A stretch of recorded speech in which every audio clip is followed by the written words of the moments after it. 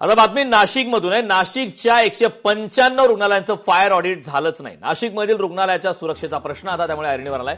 संबंधित सर्व रुग्णालयांना मार्चमध्ये नोटिसा बजावूनही अद्याप कारवाई नाही. मात्र अनेक रुग्णालयांकडून नियमांकडे सर्रास दुर्लक्ष केल्याचा प्रकार समोर येतोय.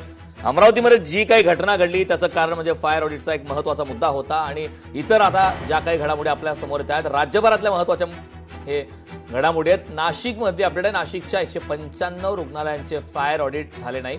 नाशिकमधील रुग्णालयांच्या सुरक्षेचा प्रश्न आता त्यामुळे ऐरणीवर आला. ग्राफिक्सच्या माध्यमातून पाहूयात नाशिकमधली नेमकी काय परिस्थिती आहे ती.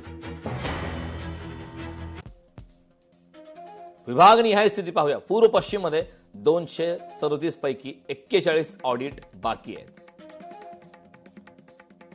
सातपूरमध्ये 58 पैकी 7 ऑडिट बाकी आहेत. नाशिक रोडमध्ये 96 पैकी 30 ऑडिट बाकी आहेत. सिडकोमध्ये 168 पैकी 73 ऑडिट बाकी आहेत. पंचवटीमध्ये 128 पैकी 44 ऑडिट बाकी आहेत.